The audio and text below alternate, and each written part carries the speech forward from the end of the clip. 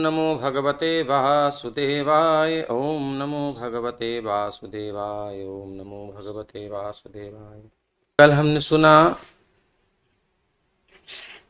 नित्य प्रति भागवत के अध्ययन में कि मनुष्य यदि अपनी पत्नी को जो इतनी गंभीरता पूर्वक अपना मानता है, यहाँ पर पत्नी में आसक्ति विशेष होती ही है, इसमें कोई दोष नहीं है, बट उस आसक्ति को समझना पड़ेगा कि किस प्लेटफॉर्म पर है, उसे अपलिफ्ट करना पड़ेगा। इसलिए कह रहे हैं मनुष्य अपनी पत्नी को इतनी गंभीरता पूर्वक अपना मानता है कि वो कभी कभी उसके लिए स्वयं कोई अन्य प्राणियों को यथा अपने माता पिता या गुरु अथवा शिक्षक तक को मार डालता है। इसी प्रकार से पत्नी अपने पति के लिए ऐसा हो जाता है घटना।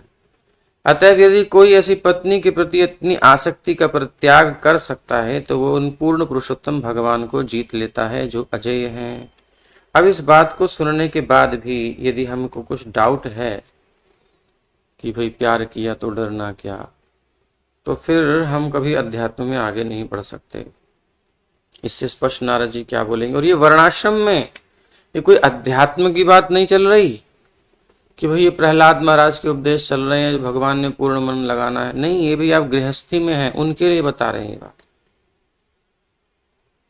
जिस शरीर में जिस प्लेटफॉर्म पर हम आसक्ति कर रहे हैं वो प्लेटफॉर्म कैसा है, क्या वो इस योग्य है? हम किस पर मरते हैं, किस पे आसक्ति करते हैं, किससे जुड़े हुए हैं, ये हमें देखना होगा। अध्यात्म शरीर से ऊपर उठाता है, भक्ति शरीर से ऊपर उठाती है। तो यदि वो इस आसक्ति को त्याग देता है, भली प्रकार से परित्याग कर देता है, अर्थात वो अपनी सेवा में नहीं लगाता। त्याग करने का मतलब क्या है? वो अपनी सेवा में नहीं लगा करके उसको अपनी भोग की वस्तु ना समझ करके और वो समाज कल्याण में भी कुछ अर्पित करे। समाज के कल्याण में कैसे करे? उसको भी भक्ति करने दे, उसे भी तपस्या करने दे, उसे भी प्रचार करने दे, उसे साधु संतों की सेवा घर में आए हैं तो उनकी करने दे। भाई तुम सेवा करो, अच्छे से करो। थोड़ा उसको इस वातावरण में घूमने दे। ये नहीं कि तुम मेरे भोग के लिए है और मेरे सुख के लिए है, बस तू कहीं जा नहीं सकती, जो मैं चाहूंगा वही करेगी। ऐसी पत्नी होती हैं, वो भी पूरा अधिकार दिखा देती हैं। तो कहने का मतलब कि शारीरिक स्तर पर, धर्म की बात अभी नहीं चल रही है, ये शारीरिक स्तर पर जो हम बोल रहे हैं, इसमें नहीं कह रहा, अपनी बात कर रहा हूं। अभी जो मैं स्टेटमेंट दे रहा हूं ये कि शारीरिक स्तर पर जो आसक्ति है ये धर्म में बहुत बड़ी बाधा है। क्यों? क्योंकि प्रातः काल उठना है, उठने के बाद मंगल आरती है, आरत्रिका है, शुद्धि अशुद्धि का विचार है, लेकिन दिल है कि मानता नहीं होगा तो आप नहीं कर सकते, अशुद्धि रहेगी। इसलिए धर्म के पालन के अनुसार यदि हम वर्ण को और आश्रम को स्वीकार करते हैं तो वानप्रस्थ आश्रम से पहले होता है गृहस्थ आश्रम, और उस गृहस्थ आश्रम में कुछ सीमित मर्यादाओं के अंतर्गत इंद्र तृप्ति की भोग की छूट है। मर्यादा के अंतर्गत एक विशेष काल परिस्थिति के अतिरिक्त हम कभी भी ये सोच नहीं सकते कि ये मेरे लिए है। थोड़ी बहुत इंद्र तृप्ति है, लेकिन हमेशा उसी भावना में रहना, ये तो एक मनोचिकित्सक के पास जाना पड़ेगा। शायद मनोचिकित्सक भी इसी रोग से ग्रसित होगा।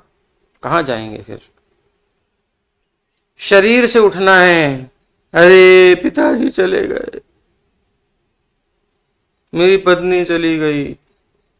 राम जी पूछते हैं तारा से, बाली जब मर जाता है, रो रही है, किसके लिए रो रही हो? जो सामने है, जीवन भर तुमने देखा, वो सामने है, और जो सामने है वो तुम्हारे सामने था, वही सामने है, उसमें कोई अंतर नहीं हुआ इस क्षण में, वही तो पड़ा है। और जो इसमें था और वो चला गया, वो तुमने कभी देखा ही नहीं, जाना ही नहीं, उससे कभी भेंट ही नहीं करी तुमने, दिन रात चिपकी रही, लेकिन कभी तुमने समझा नहीं कि वो है कौन। वो तो चला गया, वो था और नहीं था, उससे फर्क क्या पड़ता है? जिससे तुम आसक्त थी वो यहां पड़ा हुआ है, अब किस लिए के ही लागी, किसके लिए रो रही है। क्षण में भगवान ने ज्ञान करा दिया, शांत हो गई। तो ऐसी हम लोगों की नौटंकी है, एक्चुअली नौटंकी ही है।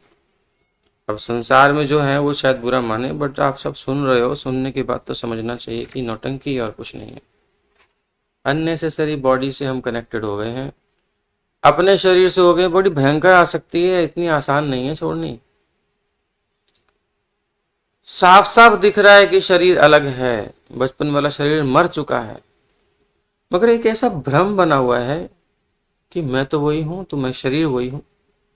मतलब फिर भी वननेस फील होती है। बूढ़े हो गए हैं, शरीर साथ नहीं दे रहा है, लेकिन मैं ये शरीर ही हूं। जबकि मेडिकल साइंस पूरा बता रही है कि भाई तुम्हारा एक शरीर नष्ट हो चुका है, नष्ट हो चुका है, उसकी सत्ता नहीं है। बचपन वाला शरीर गायब, जवानी वाला भी गायब, बुढ़ापे वाला भी जा रहा है। लेकिन ऐसी चिपकन हो गई हम लोगों की, हम उसमें रोते हंसते हैं। ये माया का चक्र है। तो जो है उसे हमने कभी देखा नहीं, और जिसे देखा वो अभी सामने है, फिर किस लिए रो रहे हो। दिमाग घूमना चाहिए, जब हम जीवित हैं तभी, मरने की बात कोई फायदा नहीं। राम नाम सत्य है मरने वाले के लिए नहीं, जो पीछे जा रहे हैं राम नाम सत्य बोलते हो उनके लिए। उन्हें समझना है कि ये सत्य है, बाकी सब असत्य है। सत हरि भजन जगत सब सपना, ये जो हमारी मूल धारणा है, इसको तो ब्रेक करना ही पड़ेगा, जो कि गलती से हो गई। हम शरीर नहीं है, इसमें कौन सी अभी बात समझने को बाकी है। किसी का कोई प्रश्न तो बोलो कि भाई हम शरीर हैं, हम तो शरीर हैं, सिद्ध करो। हम उसे बताओ कि भाई शरीर हो आप। अरे छोटे छोटे उदाहरणों से मैंने बता तो दिया कि भाई बचपन का शरीर नष्ट हो गया, पूरा तो पूरा ही झंझट खत्म हो गया, पूरे सेल चेंज हो गए। जो बचपन का शरीर था कहाँ है, पुराना माल खत्म, नया माल लग चुका है पूरा। मगर क्या हमने कभी फील किया कि मैं कुछ बदला हूं, मैं कुछ बदली हूं, जो मैं बचपन में थी वो मैं अब नहीं हूं। मैं वही हूं, कुछ मेरी बुद्धि कम थी, अब मैं थोड़ी ज्यादा हो गई है। तब मैं चंचल थी, अब मैं गंभीर हो गई हूं। ऐसे सोच सकते हैं, बट मैं वही हूं, ये नहीं हमारा बदलता भाव। मैं वही हूं, जो बचपन में थी, जो बुढ़ापे में हूं, वही हूं।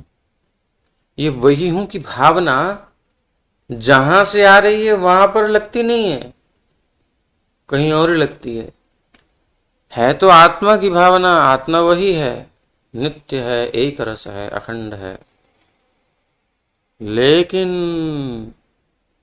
तादात्म्य हो गया है कि मैं शरीर हूं, इसलिए मैं तो वही हूं लेकिन अब मैं बूढ़ी हो गई हूं, मैं तो वही हूं लेकिन अब मैं जवान हो गई हूं, मैं तो वही हूं लेकिन अब मैं गंभीर हो गया हूं। मैं तो वही हूं जो चुरा चुरा करके खा लेता था, मैं तो वही हूं जो जा जा के बदमाशियां करता था, मैं तो वही हूं जो खूब लंबी लंबी उलाचे मारता था, लंबा लंबा कूदता था, खूब दौड़ता था दिन भर। मैं वही हूं, लेकिन अभी बस कुछ होता नहीं है।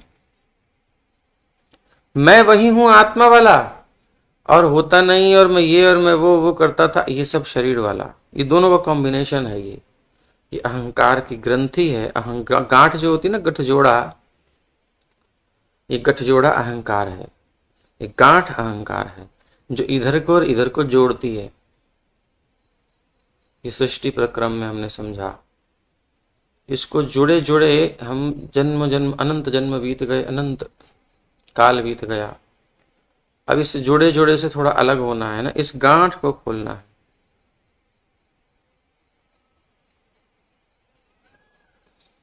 इस गांठ को खोलना है, यही है अध्यात्म की शुरुआत। जब तक ये खुलती नहीं है गांठ, हमारी अध्यात्म में गति हुई नहीं है। अभी मामला बाहर ही बाहर चल रहा है। हम खूब भागवत पढ़ रहे हैं और महाराज पढ़ा भी रहे हैं, गीता पढ़ रहे हैं और पढ़ा भी रहे हैं, रटी पड़ी है और पूरी तात्पर्य पड़े हुए हैं। मान लो ऐसे भी लोग भरे पड़े टीकाओं को रट करके घो घाट के पी गए, लेकिन देखें तो फिर वही जीवन में वही ढाक के 3 पात चल रही है जीवन शैली। कारण हमने भागवत का आश्रय नहीं लिया, हमने भागवत को बिजनेस बना लिया, हमने भागवत को मनोरंजन का साधन बना लिया, मनोमंथन का नहीं। भागवत मनोरंजन के लिए नहीं, मनोमंथन के लिए है। ये मंथन करना है हमें। ये नहीं कि गए जी आज तो जी क्या था जी, बोले आज तो भगवान का जन्मोत्सव था, खूब ठुमके लगाए, मिश्री खाई, माखन खाया, वो तो नहीं मिला, आजकल कम होता है, थोड़ा बहुत लग गया होगा। खूब गुब्बारे थे, फोड़े जाकर के, बच्चे कहते हैं क्या आनंद आया, खूब उछले कूदे और खूब टॉफियां बटी थी, चॉकलेट भी बटी थी। अरे वाह वाह वाह, कैडबरी की बढ़िया बढ़िया बड़ी बड़ी चॉकलेट भी मिली थी किसी किसी को, क्या बात है। लेकिन हाथ में आते ही 4 हिस्से हो गए, 104 दोस्त ले गए हमारे। बड़ा मजा आया, भागवत में बड़ा मजा आया। कहाँ भागवत सुनी भैया? अभी तो बाहर घूम रहे हो। जितने नाच नाच के ठुमके लगाते हैं कहाँ होते हैं ये, सोचना तो पड़ेगा थोड़ा। क्योंकि जैसे ही व्यास जी मंच से उतरते हैं उनका जीवन कुछ और दिखाई देता है, श्रोता पंडाल से जाता है उसका जीवन कुछ और दिखाई देता है। जीवन में नहीं आती भागवत, तो वो भागवत हमने सुनी नहीं। जनयति आशु वैराग्यम ज्ञानं च यदहैतुकम्। यदि कोई भक्ति करेगा, भक्त वासुदेवे भगवती भक्ति योग प्रयोजितः, प्रथम स्कंद में ही कह दिया। तो जनयति, अगर वर और वधू स्वस्थ हैं, प्रसन्न हैं और दोनों मिले हुए हैं, मतलब शादी हो गई है, अभी अपनी माए के वाक्य में नहीं है, गौना हो चुका है, तो फिर उनको कुछ ना कुछ तो होगा, कोई खुशखबरी तो सुनाई देगी देगी, पक्का है। कोई डिफॉल्ट कोई प्रॉब्लम हुई अलग बात है, बट स्वस्थ हो तो जरूर सुनाई देगी खुशखबरी। और कभी कभी जुड़वा भी होते हैं।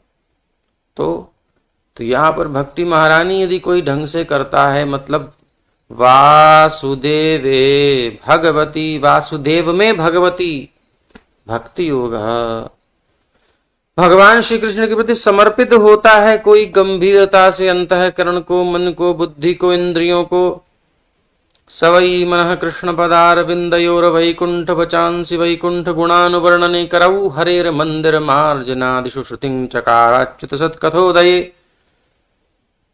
जैसे अम्बरीश महाराज समर्पिता है।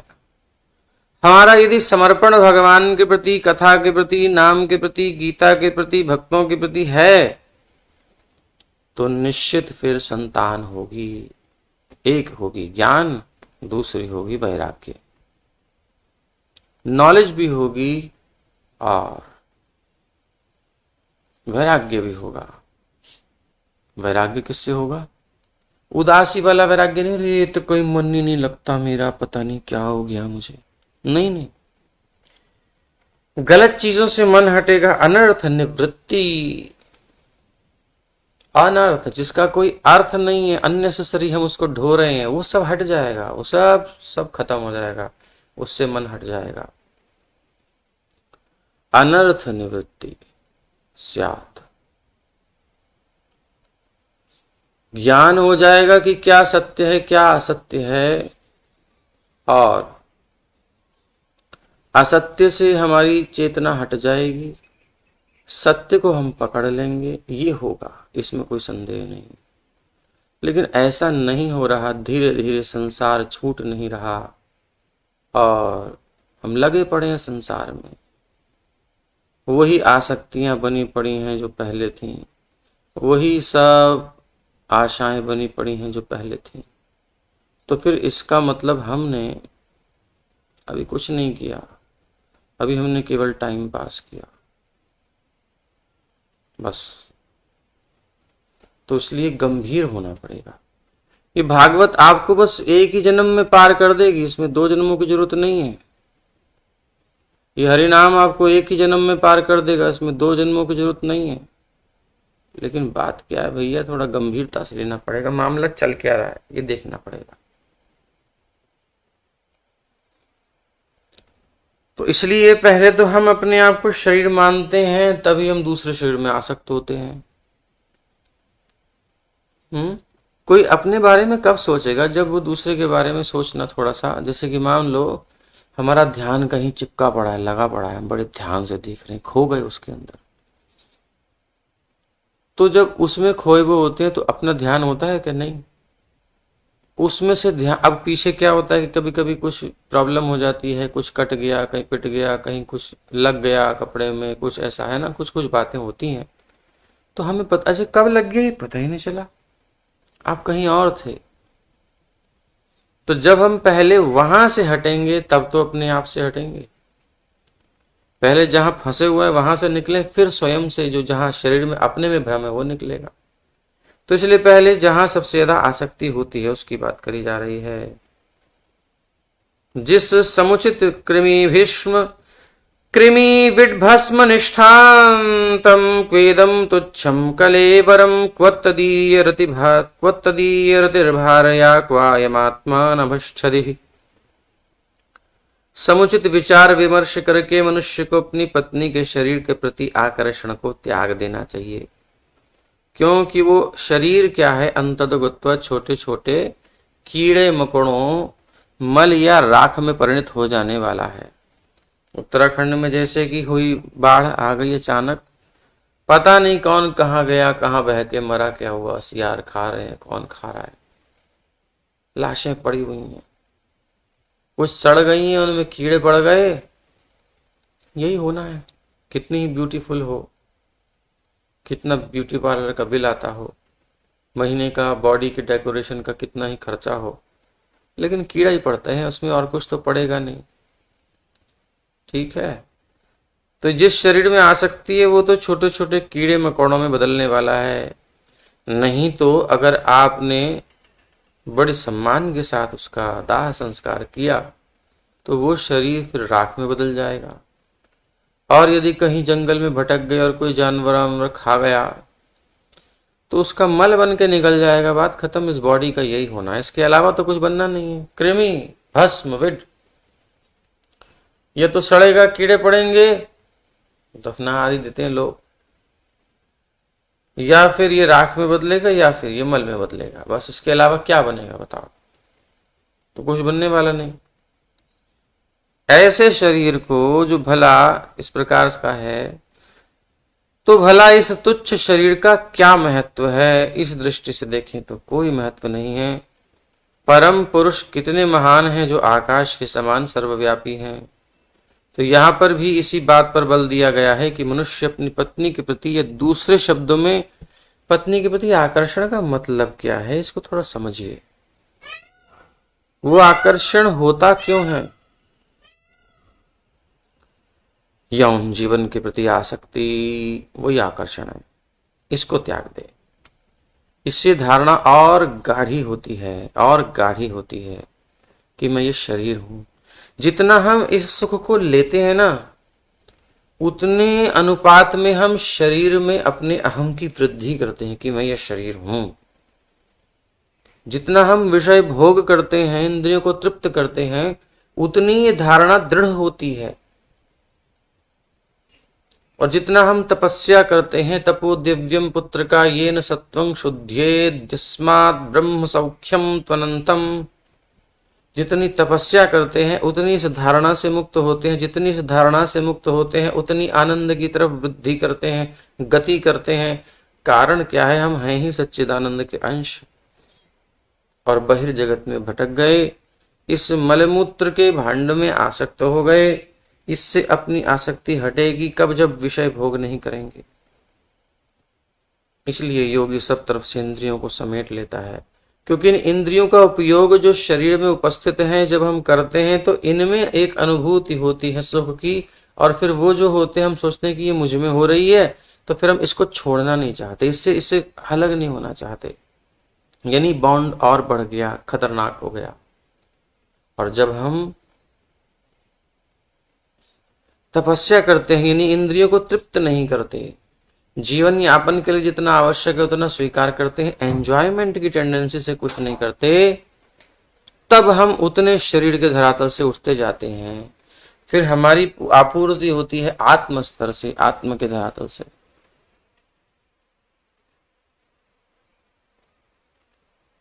तो ये समझना पड़ेगा। यदि मनुष्य बुद्धिमान हुआ तो वह अपनी पत्नी के शरीर को पदार्थ के एक पिंड के रूप में समझ सकता है, जो अंततोगत्वा छोटे छोटे कीड़े मकोड़े, मल या राख में परिणत हो जाएगा। केवल एक मांस का लोथड़ा है और कुछ नहीं है, हमारा भी उसका भी, दोनों का। विभिन्न समाजों में अंत्येष्टि क्रिया के समय मनुष्य के शरीर से विभिन्न भिन्न प्रकार से आचरण किया जाता है। कुछ समाजों में गिद्धों द्वारा शरीर को खा लेने दिया जाता है। कुछ ऐसे लोग हैं जिससे मनुष्य शरीर गिद्ध की विष्ठा बन जाता है। कभी कभी शरीर को ऐसे ही छोड़ दिया जाता है, तब उसे छोटे छोटे कीड़े मकोड़े खा जाते हैं। किसी किसी समाज में मृत्यु के पश्चात शरीर को तुरंत जला दिया जाता है, जिससे वो भस्म हो जाता है। प्रत्येक दशा में यदि बुद्धिमानी के साथ शरीर की संरचना और इसके परे आत्मा के विषय में सोचा जाए तो शरीर का महत्व ही क्या है। आत्मा किस तरह से देखें तो शरीर का कोई महत्व नहीं। प्लान बेटर कौन सा है, आपका जियो का है, आपका डीटीएच का, जो भी आपका होता है, वो प्लान देखते हो, कंपेयर करते हो पहले। बोले इसलिए कंपनी का एक स्ट्रेटेजी है कि वो जो प्लान उसको चलाना होता है उसको हाईलाइट करने के लिए इधर उधर के प्लान वो बना के रखती है, ताकि एक मेंटलिटी बन जाए, बोले ये भी सही नहीं, ये भी सही नहीं। उनको पता है कि ये कोई लेगा नहीं, लेकिन रखते हैं किस लिए, उसको सपोर्ट करने के लिए, मेन प्लान जो बेचना चाहते हैं। तो थोड़ा हाई कर देंगे, थोड़ा बिल्कुल लो कर देंगे, फिर लोग कहेंगे नहीं यार ये भी बेकार, ये बढ़िया दे रहा है, इसमें ये वाला प्लान लो। वास्तव में उन दोनों को कोई मतलब नहीं है। वो बनाया ही इसलिए गया कि आपकी इसमें तुलनात्मक दृष्टि से इसमें रुचि हो जाए, इसको पकड़ लो। डायरेक्ट रख देंगे तो आप ऑप्शन देखोगे, कोई है ही नहीं, तो फिर उसको कंफ्यूज हो जाओगे। इसलिए भगवान ने भी रख दिया है, 2 प्रोडक्ट है आपके सामने, चूज कर लो। एक मैटर है, एक आत्मा है, एक भौतिक है, एक आध्यात्मिक है, तुलना करो। तो बुद्धिमानी के साथ शरीर की संरचना और इसके परे आत्मा के बारे में सोचा जाए तो शरीर का क्या महत्व है। अंतवंत इमे देहा नित्यस्य योक्ता शरीरिणः। इमे देहा, अंत, इसका अंत होने वाला है, अंत हो ही गया है, अंत होता ही रहता है। और नित्यस्य योक्ता शरीरिणः, शरीरी यानी जीवात्मा नित्य है। शरीर किसी भी क्षण नष्ट हो सकता है, किंतु आत्मा तो शाश्वत है। यदि मनुष्य अपने शरीर के प्रति आसक्ति त्याग कर आत्मा के प्रति आसक्ति बढ़ाए तो उसका जीवन सफल हो जाए। ये सोचने विचारने मात्र का विषय है, ये ऐसे नहीं सुन के हो जाएगा, इसको आपको चिंतन करना पड़ेगा। जब आप रसोई में हो, आप कुछ कर रहे हो, जब आप झाड़ू लगा रहे हो, जब आप कपड़े धो रहे हो, जब आप कभी बैठे हो रिलैक्स में, कभी कभी कभी सोचना चाहिए कि क्या है ये। थोड़ा नहाने में देर हो जाए तो स्मेल आने लगती है, थोड़ा खाने पीने में गड़बड़ हो जाए तो फिर बाहर निकलती है गैस, बड़ी सुंदर, क्या बात है। पास में कोई होगा तो वो नाक बंद कर लेगा, क्या सुगंध है। तो क्या है ये आखिर, मैं इसमें क्यों आ सकता हूं इतनी, कारण क्या है। ये अपने आप से प्रश्न करना चाहिए। जो मेरा है, जो मोर गति सो तोर गति, हम भी वही हैं, आप भी वही हैं। इस स्तर से हम सबको उठना है, ये सोचना है। और यही प्रेम है। प्रेम मतलब ये नहीं है कि शरीर का आकर्षण, प्रेम मतलब है आत्मा के स्तर पर जागृति, और वो संबंध हमारा नित्य होता है, वहां प्रेम होता है। प्रेम इस भौतिक धरातल पर नहीं होता। सिद्धैर्यज्ञावशिष्टार्थैः कल्पयेद् वृत्तिमात्मनः शेषे स्वत्वं त्यजन् प्राज्ञः पदवीं महतामियात्। बुद्धिमान व्यक्ति को प्रसाद खाकर या 5 विभिन्न प्रकार के यज्ञ संपन्न करके तुष्ट रहना चाहिए। ऐसे कार्यों से मनुष्य शरीर तथा शरीर से संबंधित तथा कथित स्वामित्व के प्रति अपनी आसक्ति को त्याग सकता है। जब वह ऐसा करने में समर्थ होता है तब वो महात्मा के पद पर दृढ़ता से स्थित हो जाता है। महात्मा जी, महात्मा जी, महात्मा जी, महात्मा जी अगर शरीर मान रहे हैं अपने आप को तो महात्मा जी नहीं है। महात्मा जी तब हैं जब वो ये जानते हैं कि ये शरीर मेरा एक इंस्ट्रूमेंट है। बिगिनिंग में कम से कम इतना तो होश होना चाहिए। ये एक आवरण है, ये एक संसाधन मिला है, भगवान के साथ मैंने सौदा किया, बोले घाटे का सौदा कर लिया है, लेकिन इसका बेस्ट यूज करना है अब मुझे। इंद्र तृप्ति के लिए शरीर लिया लेकिन अब भोग नहीं करना, अब तो सेवा करनी है मुझे। इस शरीर को भगवान की सेवा में लगा लगा करके, रगड़ रगड़ के, घिस घिस करके चमका देना है। और ऐसा चमका देना है जैसे तुकाराम ने चमकाया, विठल विठल विठल, पांडुरंग पांडुरंग पांडुरंग हरि। इतना डूब गए, इतना डूब गए, इतना घिस दिया वाणी को कि शरीर ही चिन्मय हो गया, दिव्य हो गया। अब इसको त्यागने की आवश्यकता नहीं है। भौतिक शरीर को त्यागना पड़ता है लेकिन आध्यात्मिक शरीर तो होता ही नित्य है। अब वो सशरीर भगवत धाम सारे गांव वालों के सामने देखते देखते चले गए। तो इस प्रकार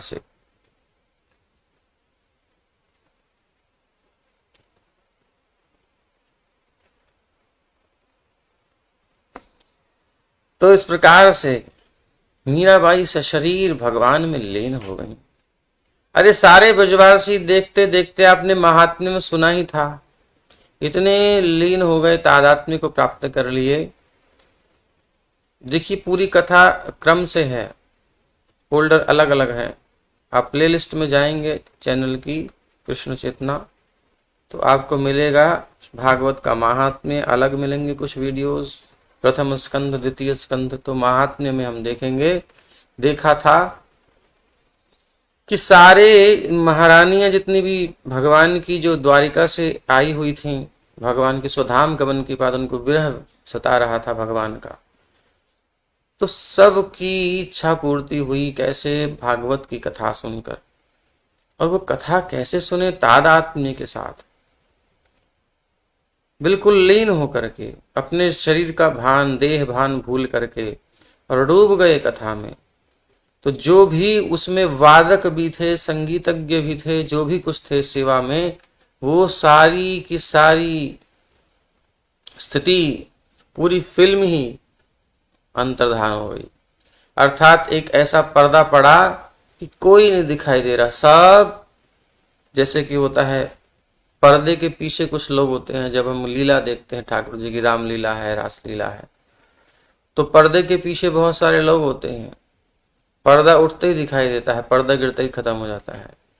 तो ऐसे ही समझ लो, माया जवनिका छन्नम, माया के आवरण से जो हम अपने आप को विस्मृत किए बैठे हैं, हमारे को स्मृति आ जाती है तो भौतिक जगत से डिसअपियर हो जाते हैं। तो सशरीर भगवान के धाम में एंट्री कर गए, यानी थे तो धाम में लेकिन फिर भी धाम में नहीं थे, क्योंकि चेतना अभी भगवान के लीलाओं का अनुभव नहीं कर पा रही थी। लीला आज भी हो रही है, भगवान आज भी विराजमान है, लेकिन वो प्लेटफॉर्म है, वो एक स्तर है चेतना का, उसी को मेंटेन करना, यही अध्यात्म है, यही भगवत धाम गमन है। कभी कभी भगवान लीला करके दिखाते हैं कि वे आ रहे हैं, जा रहे हैं, वो भी होता है, मगर वो होता कैसे है, उसका सूक्ष्म विज्ञान यही है कि चित्त जो है इस भौतिक धरातल से, यानी इंद्रिय तृप्ति के धरातल से जब सेवा के धरातल पर आता है, भगवान की प्रसन्नता के धरातल पर आता है, अध्यात्म पर आता है, तो फिर आपके पास अनंत शक्तियां आ जाती हैं। तो सारा समूह जो कथा श्रवण करने वाला था सशरीर भगवत धाम पहुंच गया, यानी इसी धाम में जो यहीं पर उपस्थित है लीन हो गया, भौतिक दृष्टि से ओझल हो गया, लेकिन सब आनंद में है। जैसे कोई स्वप्न से निकल के जागृत अवस्था में आ जाए, ऐसे ही संसार का स्वप्न उनका खत्म हो गया, वो जागृति में आ गए। तो ये होता है। तो इसलिए इस शरीर से उठना ही आवश्यक है।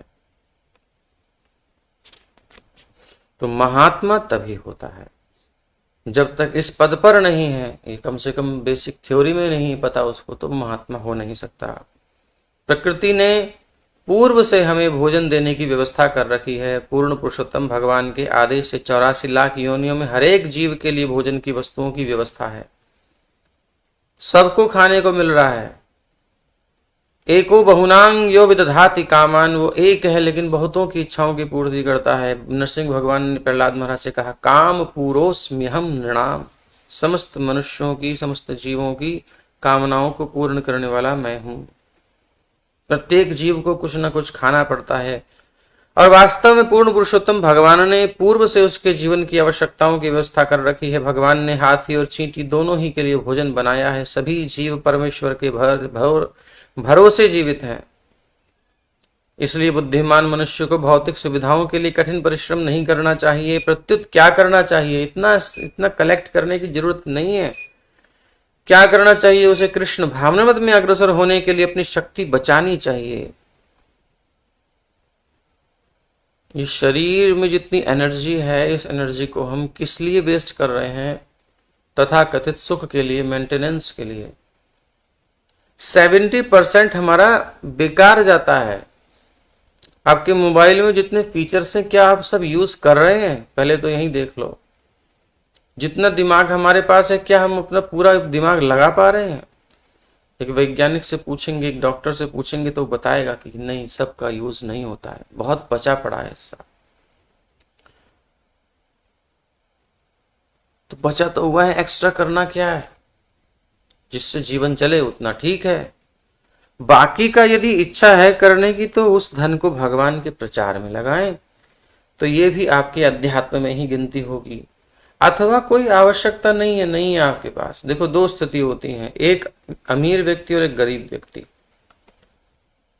विदुर नीति में कहा गया है, जो अमीर है, जिसके पास धन पर्याप्त है, उसे सेवा करना चाहिए समाज में।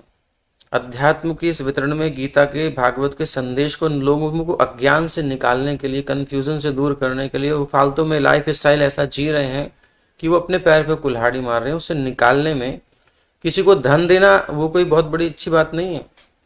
धन देने से उसकी बुद्धि सुधरेगी नहीं, तो वो गड़बड़ यूज करेगा।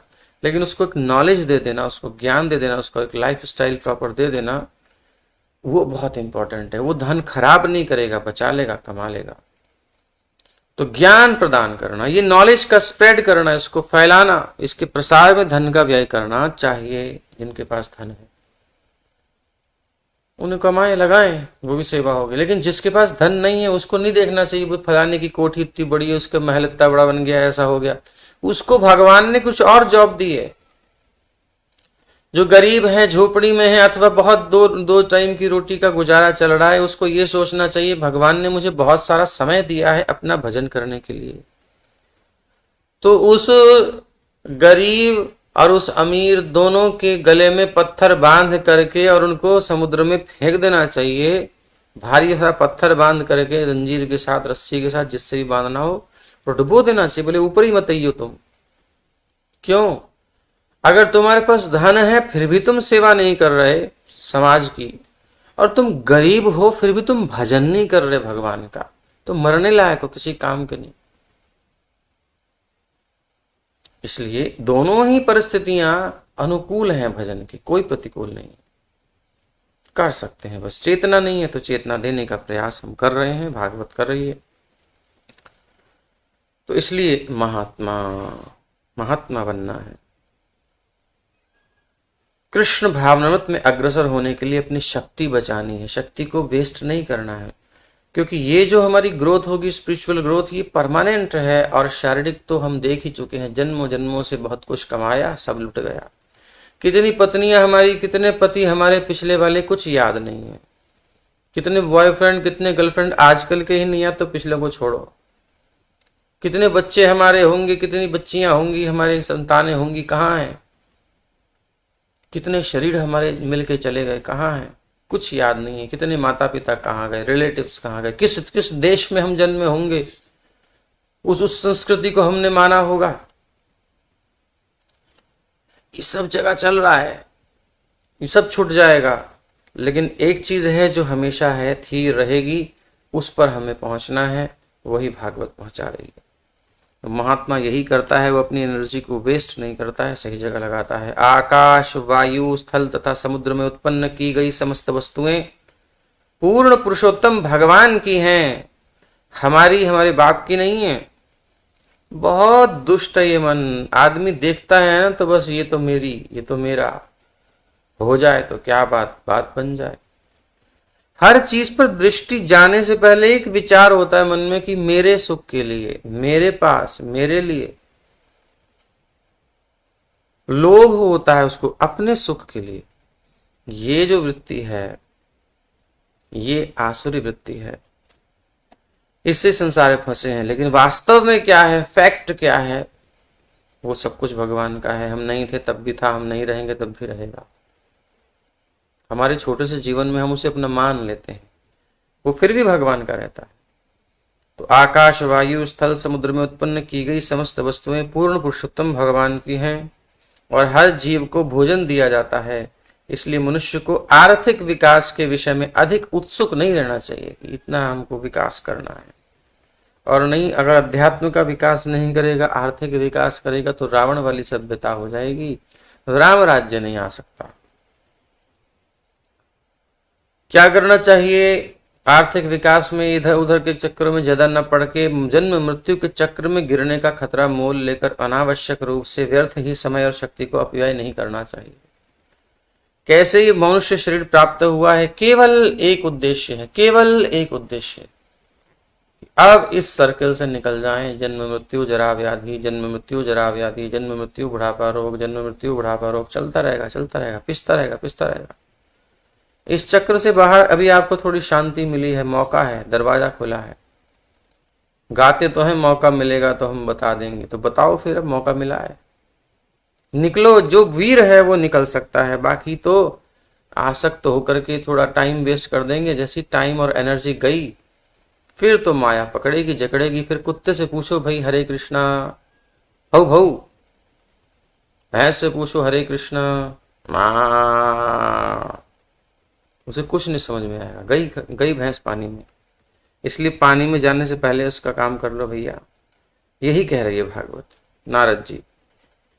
देवान् ऋषीन् भूतानि पितॄणात्मानमन्वहं स्ववृत्त्या गतवित्तेन यजेत पुरुषं पृथक्। मनुष्य को चाहिए कि प्रतिदिन वो उन पुरुष की पूजा करे। किनकी वर्णन कर रहे हैं? गृहस्थों का वर्णन कर रहे हैं। अभी सन्यासियों वानप्रस्थियों की चर्चा नहीं है, वो तो पहले आपने सुनी। अब ये कभी मत कहना कि हम तो जी गृहस्थी हैं, हमारे पास कहाँ समय होता है। ऐसा नहीं है। क्यों नहीं होता समय? होना चाहिए। मनुष्य को चाहिए कि प्रतिदिन वो उन पुरुष की पूजा करे जो प्रत्येक के हृदय में स्थित हैं, और इसी आधार पर उसे देवताओं, साधु पुरुषों, सामान्य मनुष्यों तथा जीवों, अपने पुरखों और आत्मा की अलग अलग पूजा करनी चाहिए। इस प्रकार वो प्रत्येक के हृदय में स्थित परम पुरुष की पूजा कर सकता है, इस आधार पर कि सबके अंदर भगवान है। ये बेसिक अंडरस्टैंडिंग रखते हुए आप कहीं भी सेवा करिए, कोई बंधन नहीं होगा।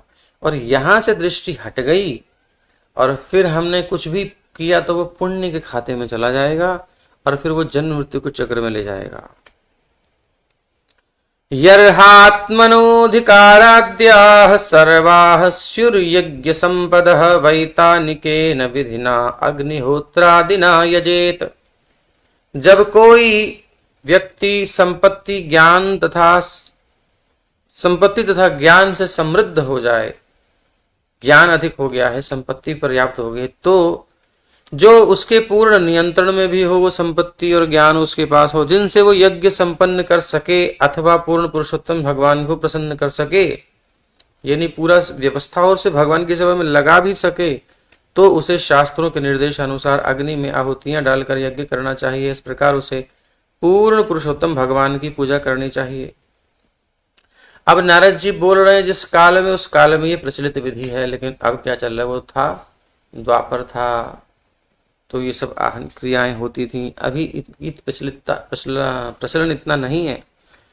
और नहीं भी होता है तो कोई बात नहीं। गीता में भगवान कहते हैं यज्ञां जप यज्ञोस्मि, यज्ञ करना है तो जप यज्ञ करो। कृते यध्यायतो विष्णु त्रेतायां यजतो मखैः द्वापरे च परिचर्यायां कलौ तद हरे कीर्तनात्। कलयुग में यज्ञ करने का विधान है। हरे कृष्ण महामंत्र भगवन नाम संकीर्तन संकीर्तन प्रायैर्यजन्ति हि सुमेधसः।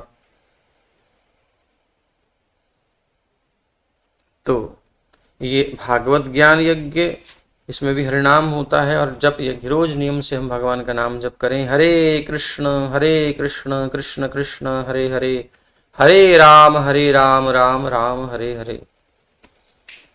तो यहाँ हरे अर्थात श्री राधा रानी, लेकिन यहाँ राधा रानी को हरे कह रहे हैं, साक्षात राधा क्यों नहीं कह रहे? देखिए हमारी गौड़ीय फिलॉसफी थोड़ा सा अलग है। अलग है इन द सेंस मतलब रस की दृष्टि से। बोले एक तो होती है सीधा घूंघट खोल करके सामने खड़ा कर दिया, और एक रस की बात थोड़ा सा आवरण, थोड़ा सा झिनी झिनी चदरिया पदरिया थोड़ा सा होना चाहिए, चदरिया है, कुछ आवरण है। तो रूप का कुछ कुछ प्रकाश होता है, उसमें हमको थोड़ी और रसिकता होती है कि थोड़ा और दर्शन करने की इच्छा होती है, थोड़ा हटाइए हटाइए। तो किशोरी जी श्याम सुंदर से थोड़ा सा संकोच कर रही हैं, थोड़ा सा है अभी आवरण की हुई है। और इतना, और दूसरी हमारी दृष्टि से कि राधा रानी को इतना प्रत्यक्ष खोल करके सबके सामने नहीं रख सकते, ये तो रसिकों की सेवनीय वस्तु है किशोरी जी की सेवा, तो इसलिए आवरण में ही ठीक है, खोल करके इतना अच्छा नहीं लगता। रूप का इस प्रकार सब जगह जैसे समाज में हम देखते हैं कि अगर कोई खोल के, कोई मिठाई है खोल के रख देगा तो उसमें जाने क्या क्या पड़ेगा, है ना, खराब मानी जाती है। लेकिन जब उसको ढक के रखते हैं फ्रेश, उसको तब लोग बड़े इज्जत के साथ लेते हैं, अभी बहुत अच्छी दुकान है, ध्यान रखता है। तो ये एक मर्यादा, एक जो है एक सिक्योरिटी, या फिर यूं कहिए एक सेवा है उनकी। किशोरी जी को केवल रसिकों के समक्ष उपस्थित करना है, उनके नाम को, उनके गुण लीलाओं को चर्चा रसिकों के बीच में, जन साधारण के बीच में श्री कृष्ण, इसलिए कृष्ण खुल करके सामने है कृष्ण, लेकिन राधा रानी हरे के रूप में है। तो जब आप श्री कृष्ण का भजन खुल के करेंगे और रसिकों के साथ रहेंगे, धीरे धीरे समझ में आएगी। तो अंतर तो आस्वादन श्री किशोरी जी के साथ लीलाओं का, और बहिर आस्वादन ये बाह्य जो भी सिद्धांत आदि पक्ष है, जीवन है, तपस्या है, सब चलेगा। जबकि टांग जो है, टांग लेग स्टेबल, तो ये थोड़ी सी रस की बात है। नहीं तो कृष्ण भजन तब अकारण गेला, राधा भजन यदि मति नाही भेला। उद्देश्य तो यही है किशोरी जी के चरणों में जाना है, किंतु विधि पूर्वक। तो धीरे धीरे पहुंचेंगे अपने आप, और जब निकुंज में पहुंचेंगे अंतःपुर में, तो वहां जन साधारण नहीं होता, वहां पर जो अंतरंग लोग होते हैं वही होते हैं। तो मंजरियां हैं, सखियां हैं, तो वो फिर अंदर राधा राधा आदि जो भी पुकारे वो ठीक है। हम लोग अभी तो बहिरंग हैं, अभी तो हम भौतिक भोगों में पड़े हुए हैं, बाहर ही तो हैं। जरा भी शरीर में आ सकती है, भोगों में आ सकती है, शब्द स्पर्श रूप रसगंध, हमको इसमें सुख मिलता है। तो अभी हम अंतरंग पार्षदों में नहीं है, इसलिए खुल करके नहीं बोले तो अच्छा है। हरे कृष्ण ही ठीक है। किशोरी जी तो है ही ना, लेकिन एक आवरण में है, तो तैयार हैं आप पर कृपा करने के लिए, वहीं से कृपा कर रही हैं, कृपा दृष्टि। तो पूर्ण पुरुषोत्तम भगवान की सेवा यज्ञ करना चाहिए। तो कलयुग में है हरे कृष्ण महामंत्र का जब जप करते हैं तो यही यज्ञ है, और भागवत यज्ञ तो हम कर ही रहे हैं। तो इस प्रकार का यज्ञ कलयुग में करना चाहिए, तो हम योज यज्ञ करते हैं। आगे कह रहे हैं, न यज्ञ मुखतो यम वै भगवान सर्व यज्ञ भुक इज्जेत हविषा राजन यथा विप्र मुखे हुतैः। पूर्ण पुरुषोत्तम भगवान श्री कृष्ण समस्त यज्ञ आहुतियों के भोक्ता हैं। यद्यपि वो अग्नि में डाली गई आहुतियां खाते हैं, फिर भी हे राजन, जब उन्हें अन्न और घी से बना व्यंजन योग्य ब्राह्मणों के मुख के माध्यम से अर्पित किया जाता है तो वो और भी प्रसन्न होते हैं। ये हमने पहले भी समझाया था। ब्राह्मणों मुखमासीत, ब्राह्मण और अग्नि भगवान के मुख से निकले हैं, तो अग्नि में आप आहुति देते हो तो भगवान के मुख में। जब आप विप्रों के मुख में कुछ बढ़िया बढ़िया वैष्णवों, विप्रों, साधु संतों के मुख में नंबर 1 का प्रोडक्ट आप भगवान को ऑफर करके देते हो, अथवा विप्रों को देते हो तो वो ऑफर कर लेते हैं, तो वह भगवान को सबसे अधिक तृप्त करता है। एक भक्त के मुख से जब भगवान खाते हैं तो सर्वाधिक प्रसन्न होते हैं, ऐसा श्लोक में कहा गया है। इसलिए डिवोटीज को खूब बढ़िया बढ़िया खिलाना चाहिए। अब कुछ लोग कह रहे थे, जो जगन्नाथ जी की रथ यात्रा निकली थी, स्नान यात्रा के हमने फोटो भेजे थे, तो कह रहे हैं पंडा लोग इतने मोटे मोटे क्यों होते हैं प्रभु जी, ये भोगी हैं ये सब। तो फिर उस समय हमने थोड़ा बहुत उत्तर दिया था, लेकिन आप वो सुन रहे हैं तो ध्यान से सुने कि देखिए, इनको जन्म मिला ही इसलिए है, भगवान के मुख के स्वरूप हैं। जो साधु संत हैं, विप्र हैं, ब्राह्मण हैं, ये बने इसलिए हैं कि भगवान की तरफ से ये बोले, भगवान का संदेश दें और ठाकुर जी के नाम का कीर्तन करें, प्रचार करें और भगवान का प्रसाद डट करके पाएं। क्योंकि ये नहीं पा रहे हैं, ये भगवान पा रहा है, भगवान पा रहे हैं इसको। शर्मा जी, ठाकुर जी पा रहे हैं उनके माध्यम से, इसलिए तो भगवान प्रसन्न होते हैं देख करके। इसमें सोचना नहीं चाहिए, इसलिए खूब खिलाना चाहिए। अब वो उनकी जिम्मेदारी है कि कितना पचा सकते हैं, वो उनकी समस्या है, आपकी नहीं है। आपको केवल खिलाओ बस, वो उनकी जिम्मेदारी है। ठाकुर के मुख में डाला जाए बस, और क्या करना है।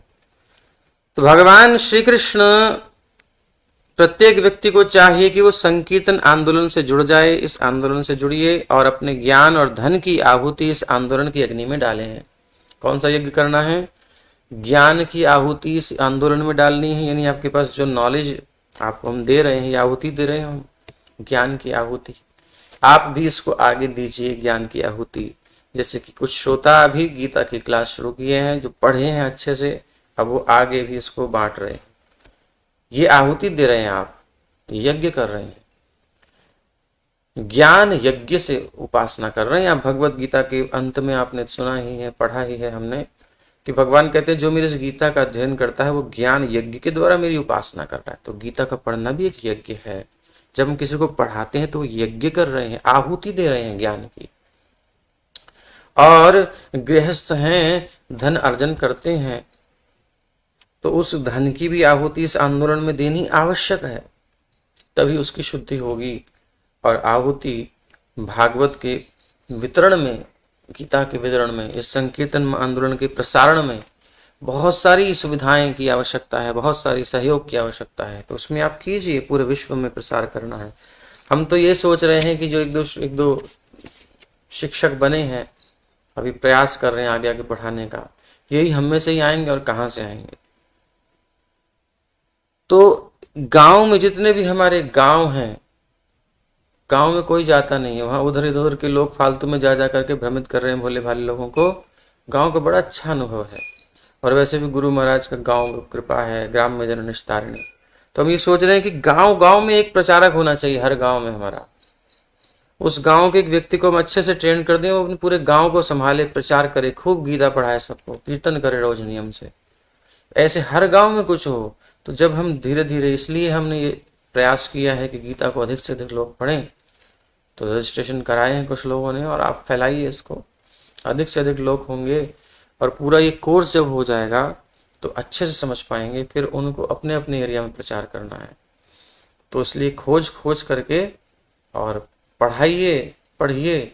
गीता को घर घर पहुंचाना पड़ेगा, और बंद नहीं करना है। घर में पढ़िए तो खुलवाना पड़ेगा, तब ये देश बचेगा। नहीं तो फिर सब मूर्ख बनते जा रहे हैं, मूर्ख बनाने वाले आ रहे हैं। तो ये एक आहुति है, ये ज्ञान की और धन की आहुति इस यज्ञ में बहुत जरूरी है। इसलिए सब सम्मिलित हों, सब दें। जो ज्ञान अर्जन कर रहे हैं वो ज्ञान की आहुति दें, जो धन अर्जन कर रहे हैं वो धन की आहुति दें। दोनों का कॉम्बिनेशन। गृहस्थ धन कमाते हैं वो धन की आहुति दें, और बाकी वानप्रस्थी, सन्यासी, ब्रह्मचारी ज्ञान का अर्जन करते हैं वो ज्ञान की आहुति दें। दोनों को देना चाहिए। तो ये जो है, इस प्रकार से आंदोलन से जुड़ जाए, अपने ज्ञान तथा धन की आहुति इस आंदोलन की अग्नि में डाले।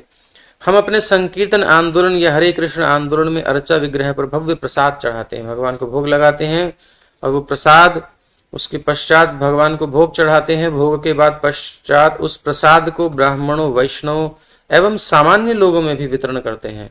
भगवान श्री कृष्ण का प्रसाद ब्राह्मणों और वैष्णवों को दिया जाता है और ब्राह्मणों एवं वैष्णवों का प्रसाद जनता को।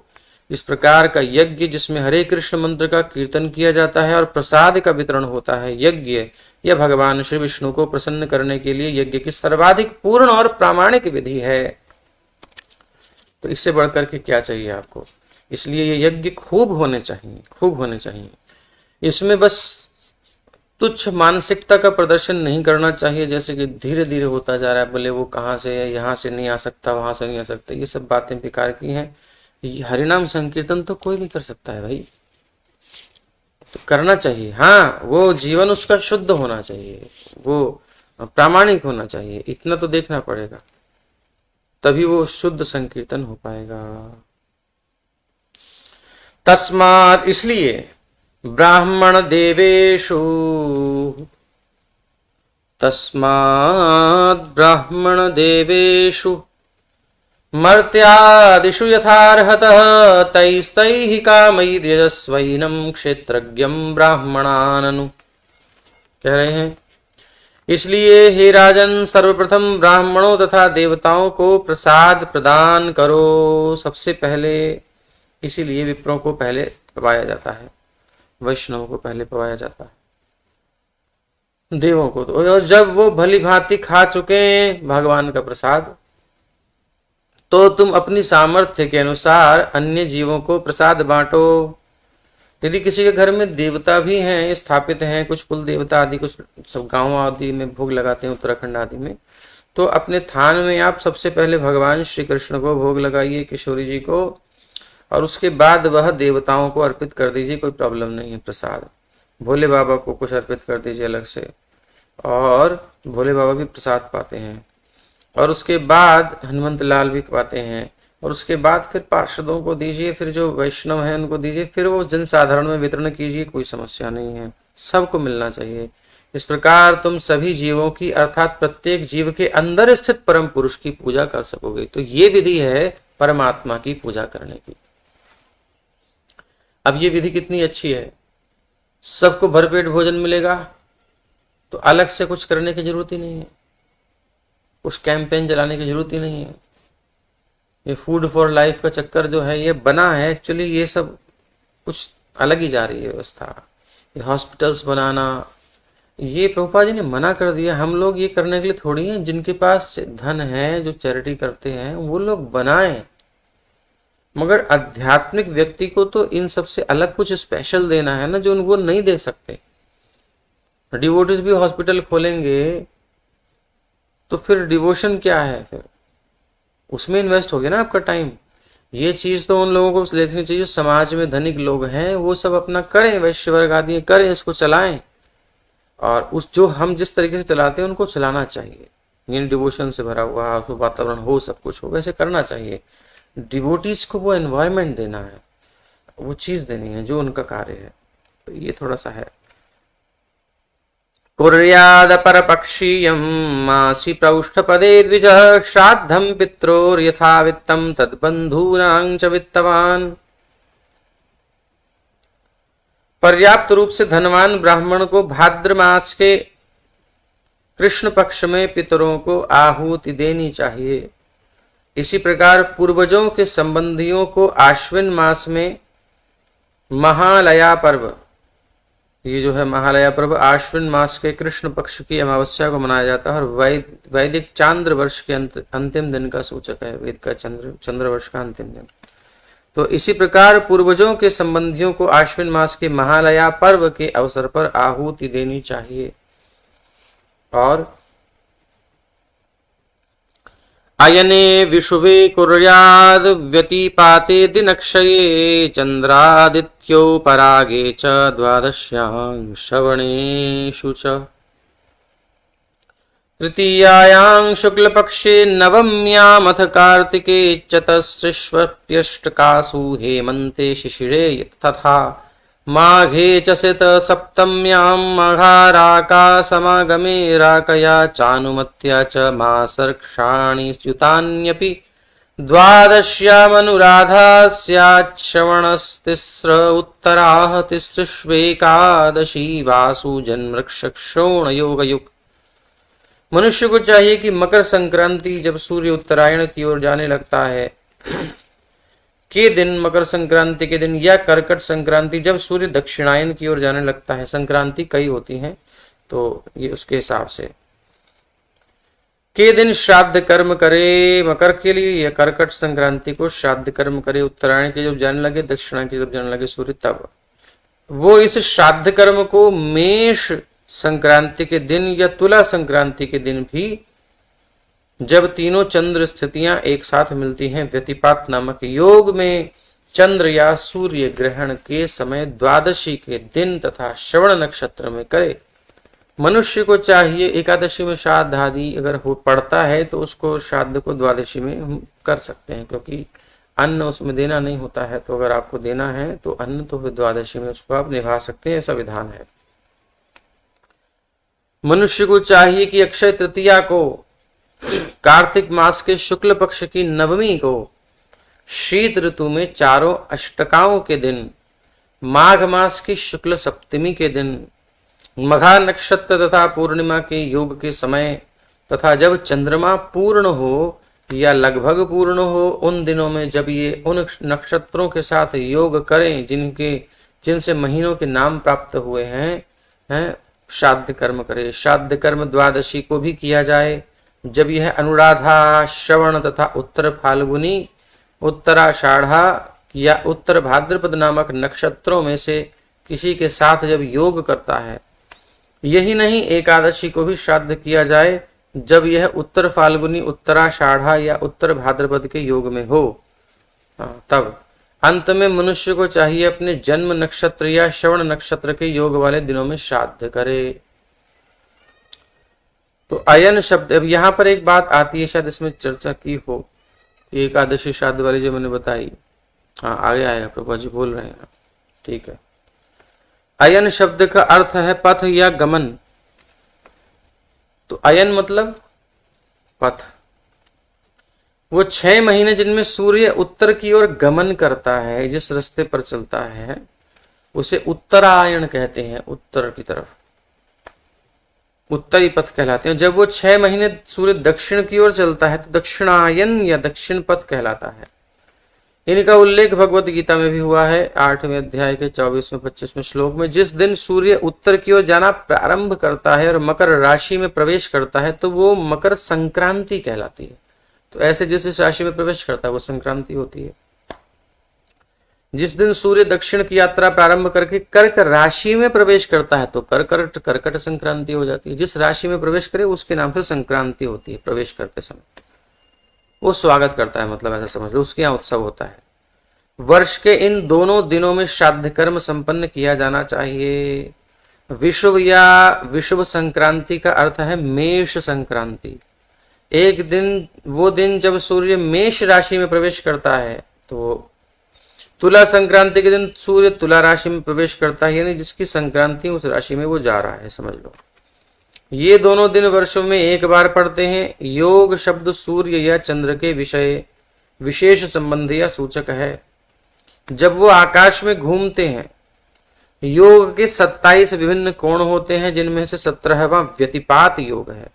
जिस दिन ये पड़े व्यतिपात, उस दिन श्राद्ध कर्म करना चाहिए।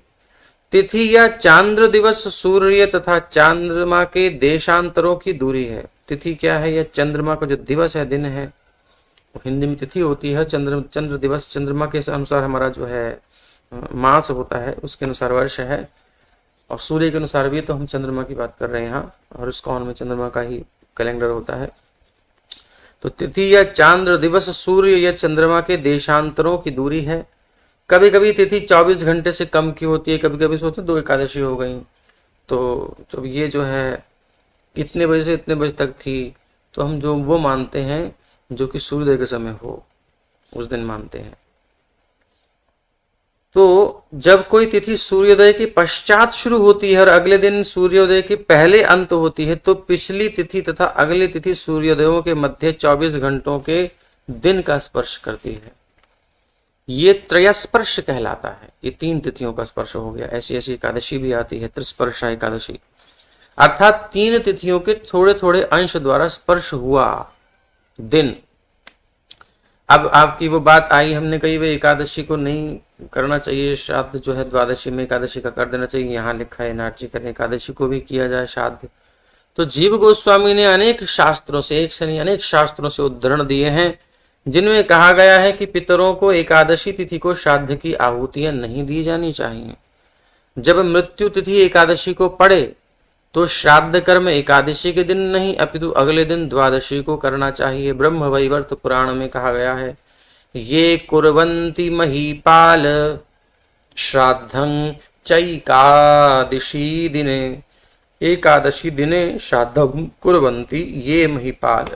हे राजन, जो जन त्रयस्ते नरकं यान्ति, तो वो तीनों नरक में जाते हैं। 3 कौन कौन महाराज? श्राद्ध में 3 नहीं होते? बोले दाता भोक्ता च प्रेरकः। हमने कही बोले कर लो एकादशी, तो प्रेरक भी जाएगा नरक में, दाता भी जाएगा नरक में, और भोक्ता जो ग्रहण करेगा वो भी नरक में जाएगा। तो किसी का उद्धार नहीं होने वाला। यदि कोई अपने पुरखों की श्राद्ध की आहुतियां एकादशी तिथि को देता है, तो श्राद्धकर्ता एवं वो पुरखे जिनके लिए श्राद्ध किया जाता है तथा पुरोहित तीनों नरकगामी होते हैं। इसलिए एकादशी को श्राद्ध वर्जित है। एकादशी को पढ़ता है तो उसको आप द्वादशी में निभा सकते हो। तयते श्रेयसः काला नृणां श्रेयो विवर्धनाः, कुर्यात् सर्वात्मनैतेषु श्रेयो मोघं तदायुषः। ऋतुओं के सभी काल मानवता के लिए अत्यंत शुभ माने जाते हैं। ऐसे अवसरों पर सभी कल्याण यानी शुभ कार्य किए जाने चाहिए, क्योंकि ऐसे कार्यों से मनुष्य अपने छोटे से जीवन काल में सफलता प्राप्त कर लेता है। जब किसी को प्राकृतिक विकास के द्वारा मनुष्य का शरीर प्राप्त होता है, तो उसे और आगे प्रगति करने का उत्तरदायित्व अपने ऊपर लेना चाहिए, न कि खाना पीना सोना गलत कामों में लग के नीचे गिरना चाहिए। हम उन योनियों से निकल के मनुष्य शरीर प्राप्त किए भगवत कृपा से, तो और ऊंचे जाएं, हायर प्लैनेट्स में जाएं, कम से कम लोअर में न जाएं, और भगवत धाम जाएं तो बेस्ट ही है। तो कम से कम उठना चाहिए। जैसा कि भगवत गीता में कहा गया है, यान्ति देवव्रता देवान पितॄन् यान्ति पितृव्रताः। तो अब ये उत्तरदायित्व हमें लेना है, जिम्मेदारी दी नहीं जाती, ली जाती है। ये हमारा जिम्मेदारी है, हमको लेनी पड़ेगी। हम तो केवल इंफॉर्मेशन दे सकते हैं, शास्त्र बता सकते हैं, गुरुजन बता सकते हैं, लेकिन इसको जिम्मेदारी तो हमें लेनी पड़ेगी ना, उत्तरदायित्व लेना पड़ेगा। हाँ, तभी काम बनेगा, नहीं तो एक्सक्यूज आते रहेंगे, प्रभु जी ये था, प्रभु जी वो था।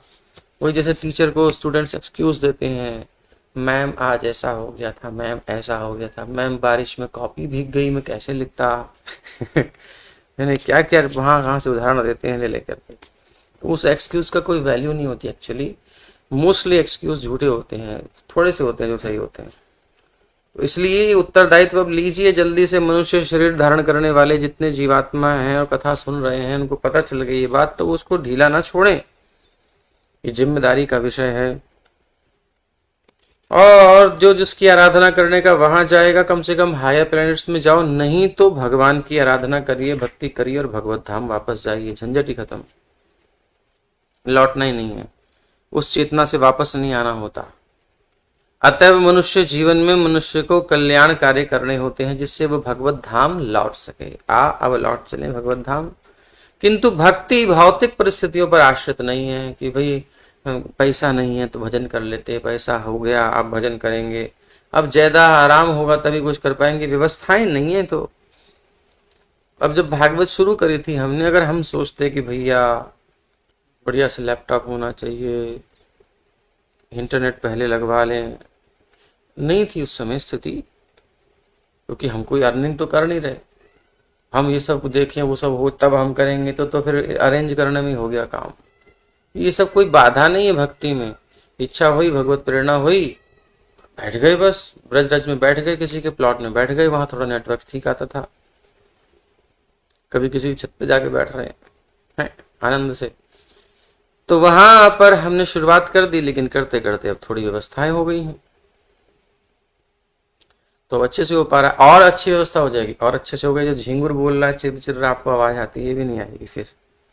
तो ये सब चीजें व्यवस्थाएं करनी पड़ेंगी, लेकिन जैसी भगवत इच्छा होती रहेंगी। तो पुराने वीडियो बड़े आनंद वाले थे, खुले में बैठते थे, और सुबह सुबह बैठना होता था, कोई आने जाने वाले लोग आवाज ना करें, है ना, इतना ध्यान रखना होता था। लेकिन वो भी चली कथा, डिस्टरबेंस होता था, लेकिन श्रोता जो आप सब लोग थे 7-8 पहले, वो सुनते रहते थे, ब्रेक हो जाता था कनेक्शन, फिर भी सुनते रहते थे। तो वो एक अलग रस है, इसलिए हम उन वीडियो को डिलीट नहीं करना चाहते। वो भी एक स्मृति है अच्छी वाली। नए लोग शायद उसको लाइक नहीं करेंगे, बट जो समझने वाले हैं, जो श्रद्धालु हैं, वो तो सुनेंगे। तो मतलब भौतिक परिस्थितियों पर भक्ति आश्रित नहीं है कि ऐसा होगा तब होगी, वैसा नहीं, जैसे आप हो तभी हो सकती है। शरीर तो मिल गया ना, बस शरीर मनुष्य मिल गया और बस भजन शुरू कर दो।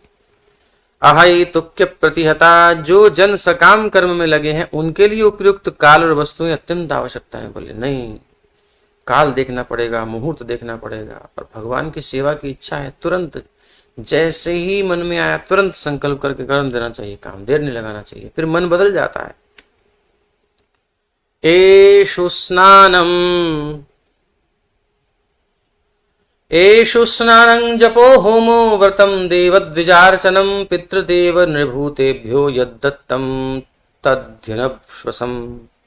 तद्धनश्वरम्। ऋतु परिवर्तन के इन अवसरों पर यदि कोई गंगा या यमुना में या किसी तीर्थ स्थान में स्नान करता है, यदि कोई जप करता है, अग्नि यज्ञ करता है, व्रत रखता है, यदि कोई परम भगवान की, ब्राह्मणों की, पितरों की, देवताओं की तथा सामान्य जीवों की पूजा करता है। कैसे करता है ये आपने पहले समझ ही लिया है ना। जो सामान्य जीवों की पूजा कैसे होगी, उनको भगवान का प्रसाद खिला करके, उनको प्रेम से बोल करके, सबकी व्यवस्था हमने पहले समझ ली है ना, उसको यहाँ पे लगा लेना, यानी फिर पूछो कि भाई कैसे सबकी पूजा करें। तो जब हम किसी को, जैसे कुछ लोग किसी को धन विद्या का दान करते हैं, किसी कॉपी पेंसिल बांटते हैं, तो क्वेश्चन करते हैं, तो ये सब विधियां शास्त्र में दे रखी हैं। सबसे पहले परमात्मा को अंदर देखना है कि भगवान है और उन्होंने ये शरीर दिया है, इसको, ये जीवात्मा है, इसके अंदर भी ये सब, इसको एक अनुकूल वातावरण देना ताकि ये विद्या अध्ययन कर सके, और फिर उसको भगवत गीता, भागवत धीरे धीरे भगवान से जोड़ पाएंगे हम, क्योंकि विद्या ही नहीं पड़ी होगी तो कैसे करेगा, पढ़ ही नहीं सकता ना बेचारा। इसलिए आप दे रहे हो, ये चेतना में भगवान की संतुष्टि, भगवान के मिशन में सहयोग करते हुए आप करिए। इस चेतना में जब हम करते हैं तब हम भक्ति करते हैं, सेवा करते हैं समाज की, और उसके अलावा जब हम कुछ और करते हैं तो फिर वो कर्म बंधन होता है, वो यज्ञ नहीं होता है। तो जब हम अपने आप को कर्ता मान के करते हैं तब भी उसका फल मिलता है। हम अकर्ता हो करके रहे, भगवान ने हमें व्यवस्था दी है, जो मेरे पास है वो मेरा नहीं है, वो समाज का है। भगवान ने मेरे पास दिया है, जहां आवश्यकता हो वहां देते रहना। ऐसी चेतना से जीना चाहिए। जिनके पास धन है, व्यवस्थाएं हैं, ज्ञान है, जो भी उसके पास है स्किल, जो भी देना चाहिए, बांटना चाहिए। और रॉयल्टी फ्री, अगर रॉयल्टी मांगते हमारे सूरदास, तुलसीदास, हमारे प्रभुपाद जी, तो भैया कितनी रॉयल्टी देनी पड़ती, कितना झंझट हो जाता हम लोगों को। ये सब फ्री ऑफ कॉस्ट होना चाहिए।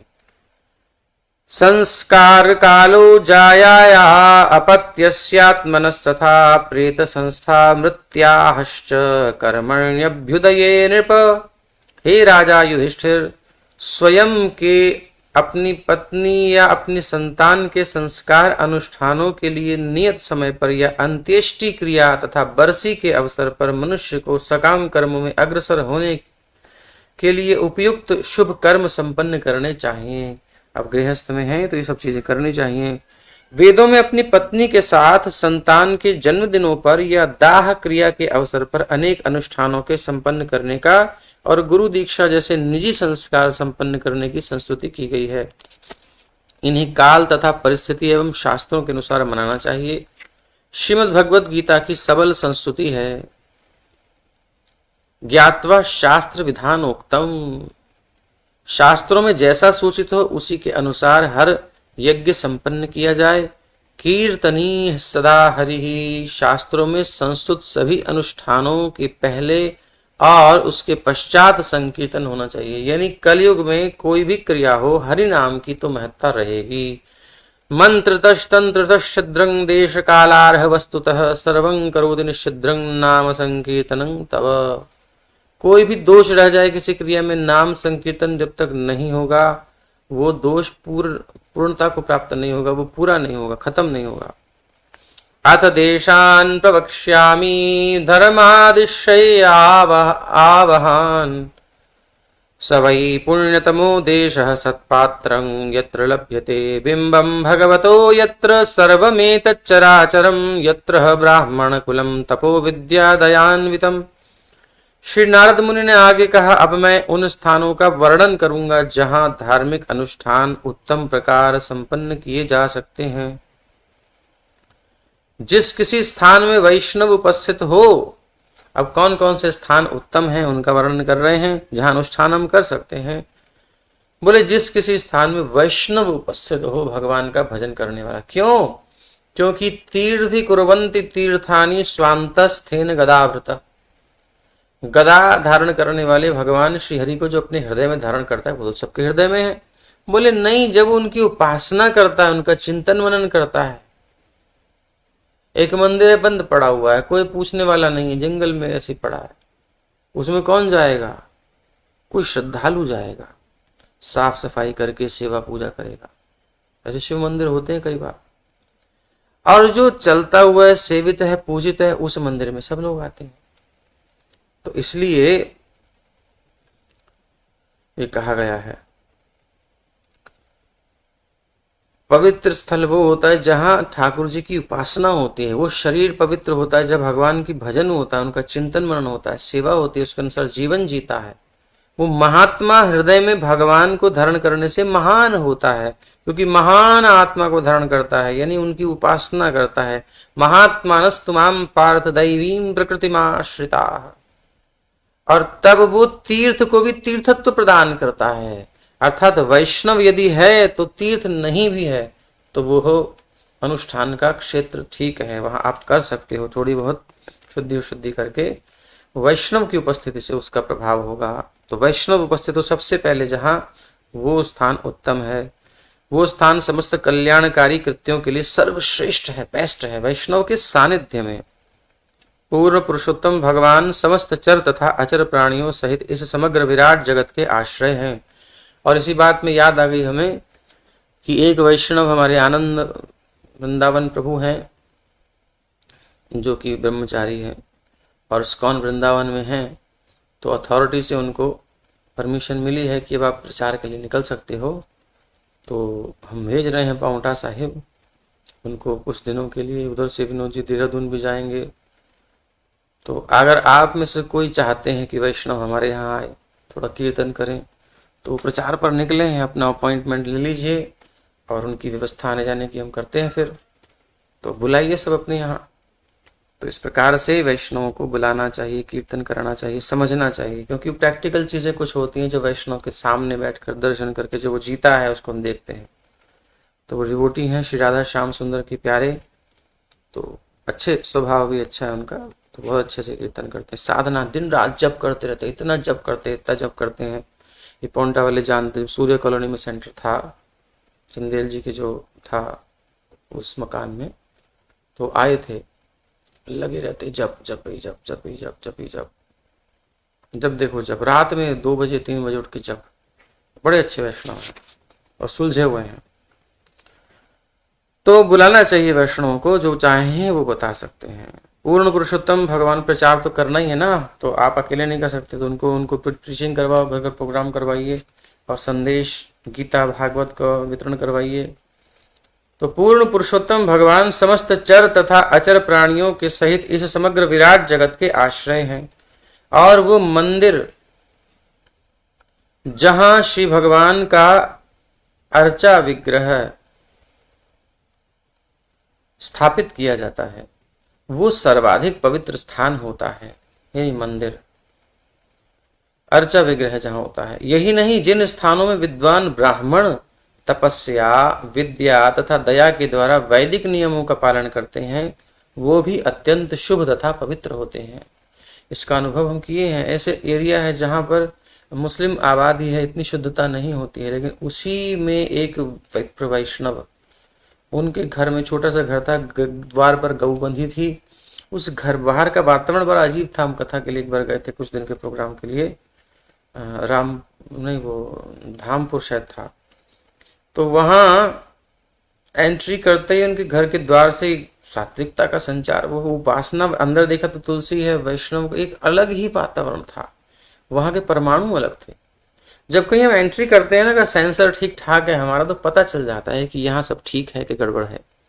कहीं एंट्री करते ही कुछ अजीब सी स्थिति होती है, ये सेंसर पकड़ लेता है। जितना शुद्ध होगा उतना समझ में आएगा। तो बड़ा आनंद का विषय, शांत मन, बाहर आते उथल पुथल। तो जहाँ वैष्णव होता है वो बनाता है वातावरण, वो परमाणु होते हैं, उसके मन में जो होती है भावना वो फैलते हैं। तो वो ऐसे स्थान अत्यंत शुभ और पवित्र होते हैं।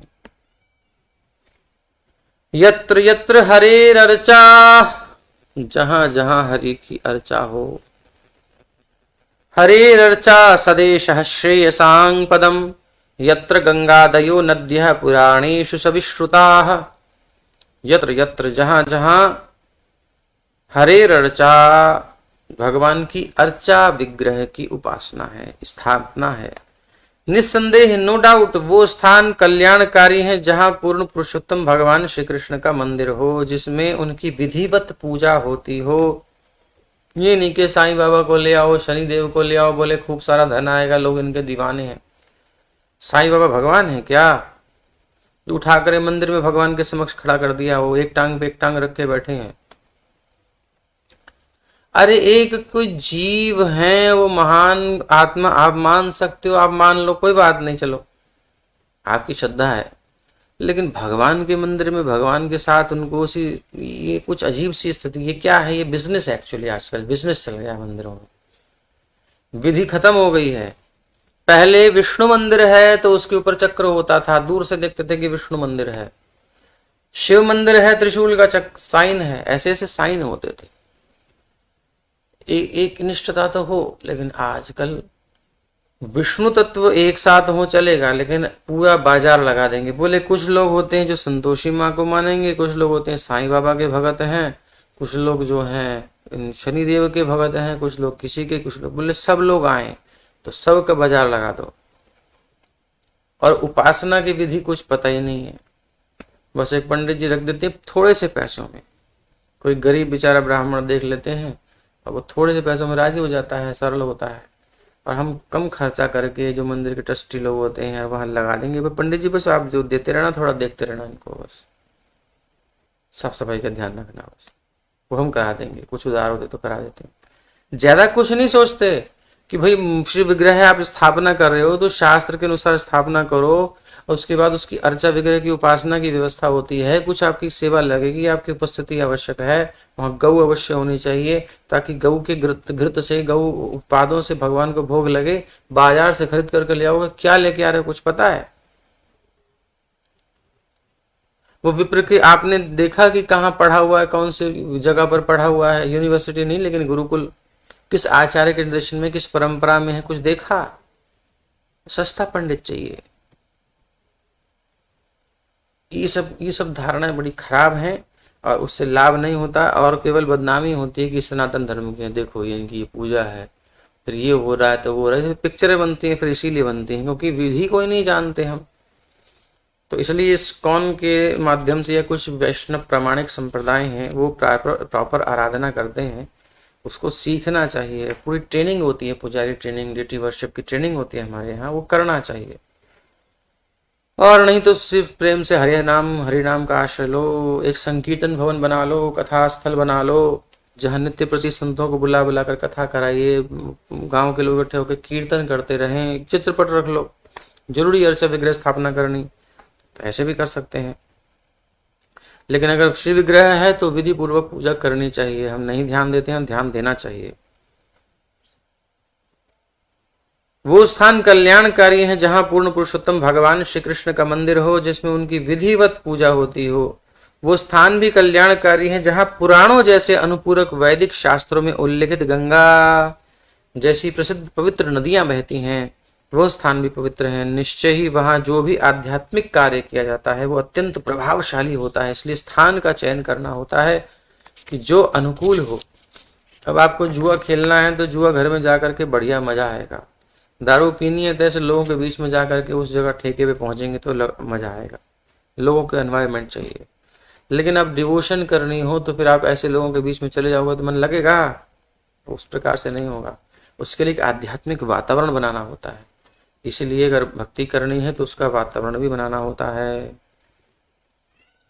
सरांसि पुष्करादीनि क्षेत्राण्यर्हाश्रितान्युत कुरुक्षेत्रं गयशिरः प्रयागः पुलहाश्रमः नैमिषं फाल्गुनं सेतुः प्रभासोऽथ कुशस्थली वाराणसी मधुपुरी पंपा बिंदुसरस्तथा नारायणाश्रमो नंदा सीतारामाश्रमादयः सर्वे कुलाचला राजन्महेन्द्रमलयादयः एते पुण्यतमा देशा हरेरर्चाश्रिताश्रये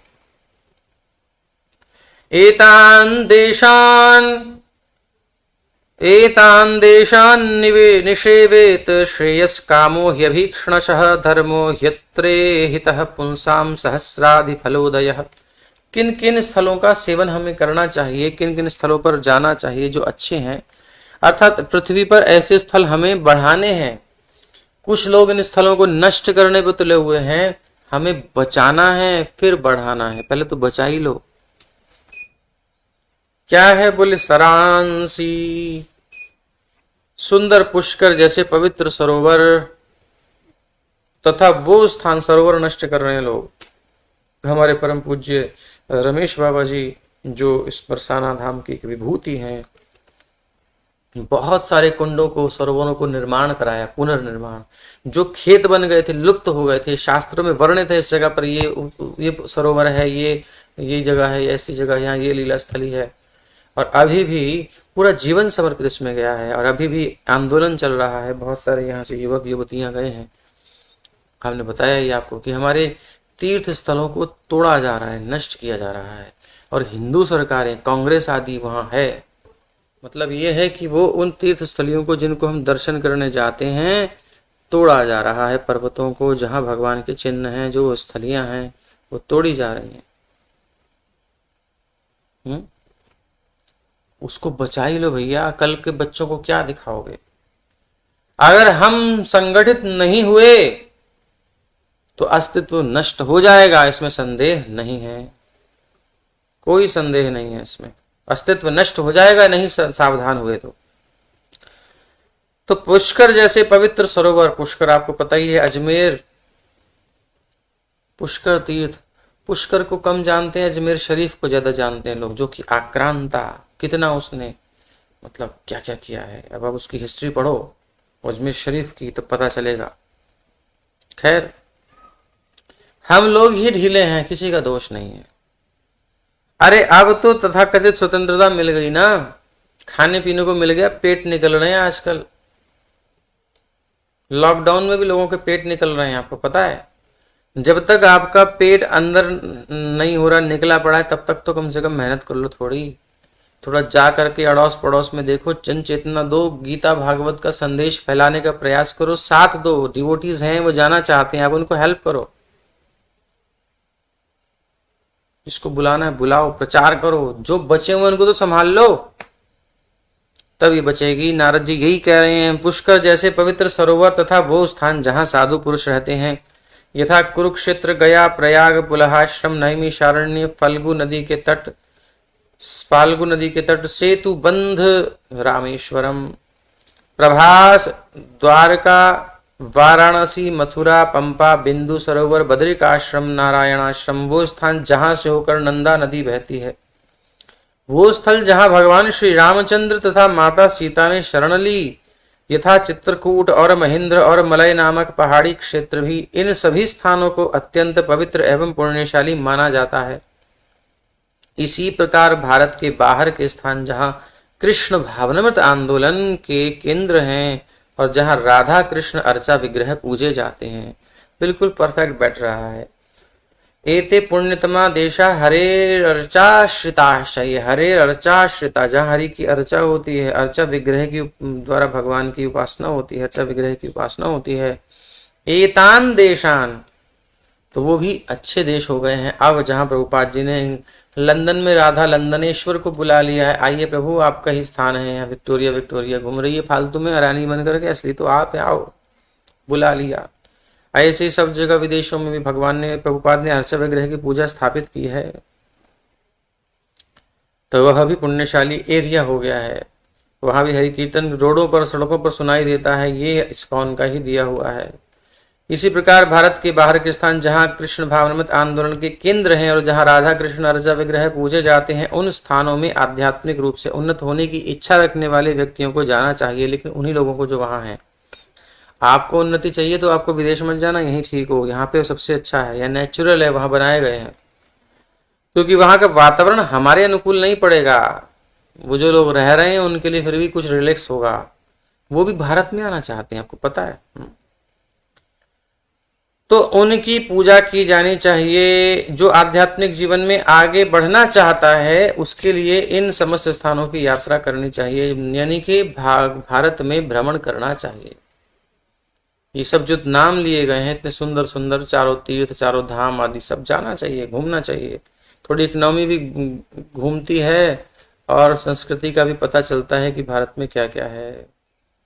तो जो जीवन में आध्यात्मिक जीवन में आगे बढ़ना चाहते हैं वो इन समस्त तीर्थ स्थानों की यात्रा करें, बहुत आनंद है। अलग अलग जाइए, तिरुपति जाइए, अहोबिलम जाइए, बड़े बड़े सुंदर सुंदर स्थल हैं।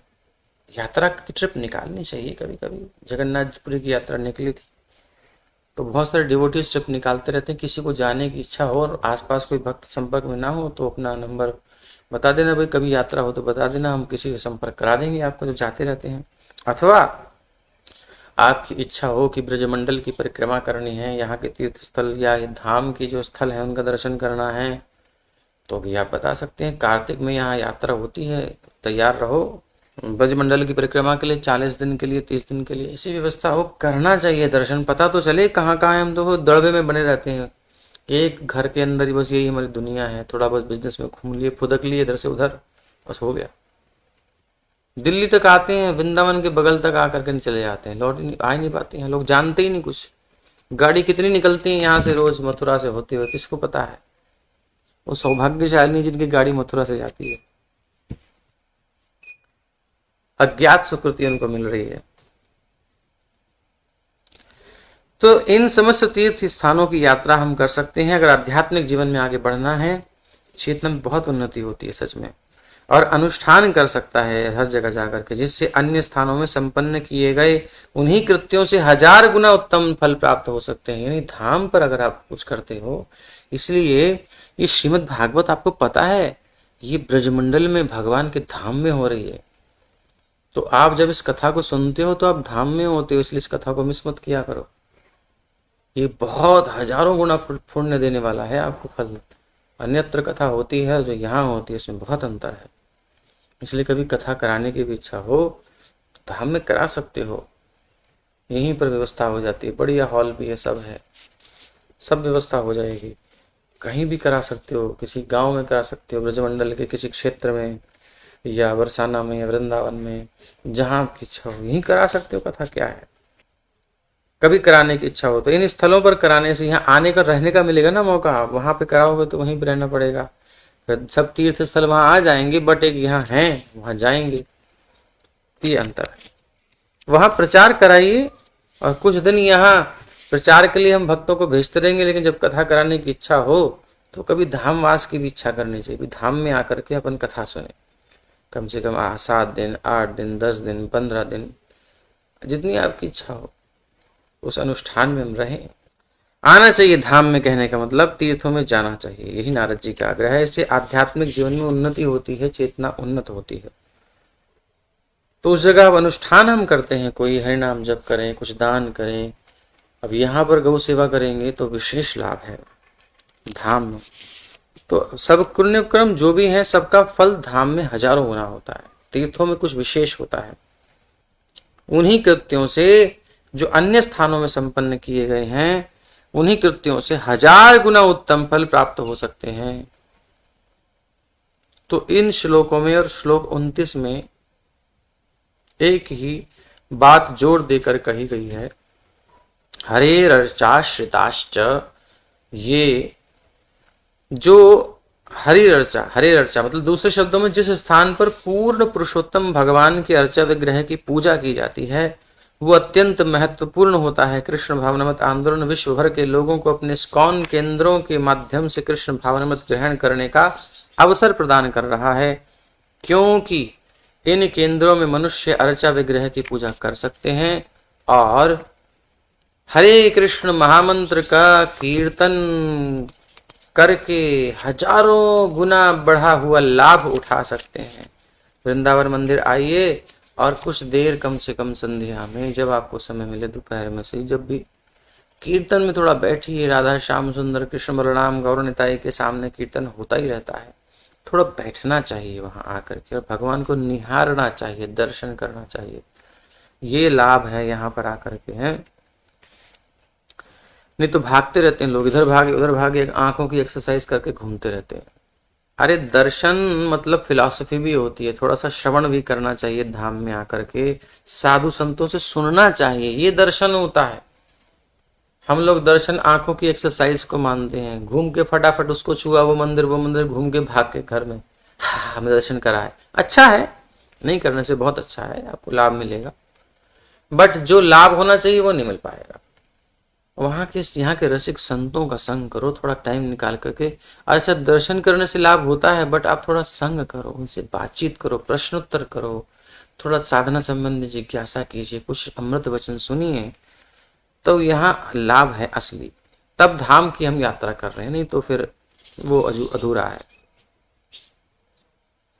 मानव समाज यह सर्वश्रेष्ठ कल्याण कार्य है, यही श्री चैतन्य महाप्रभु का संदेश है। उन्होंने श्री चैतन्य भागवत में उनकी भविष्यवाणी की है। पृथ्वी ते आशा चौथ नगर आदि ग्राम, सर्वत्र प्रचार हुई बे मोर नाम, और वो प्रचार हो रहा है। और बस हो गया तो ठीक है, फिर इतना ही विश्राम, बाकी कल। और इसको समझिए कितना इम्पोर्टेंट है। तो जो वैष्णव है वही तीर्थ है, वही सब कुछ है, उससे बढ़कर कोई स्थिति नहीं है। जो खिलाना है तो भक्तों को, ब्राह्मणों को खिलाओ जो सदाचारी हैं, सुंदर से जीवन जी रहे हैं। और जिसके यहाँ रहेगा वो वैष्णव, उसका जीवन बदलेगा, क्योंकि वैष्णव के रहते उसको जीवनचर्या देख करके हमारे मन पर भी प्रभाव पड़ता है। तो अगर आप 1-2 दिन भी रोकेंगे अपने यहाँ, तो आपके जीवन में निश्चित परिवर्तन आएगा, गारंटी के साथ। तो सब लोग अपॉइंटमेंट ले लीजिए, वही हमारे यहाँ बुलाना है, हमारे यहाँ बुलाना है, हमारे यहाँ बुलाना है।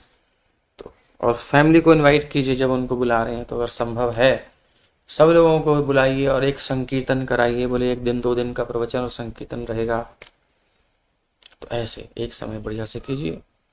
और अपनी साधना घर पे कीजिए कि पूरा 1 दिन 2 दिन आप साधना में जीजिए।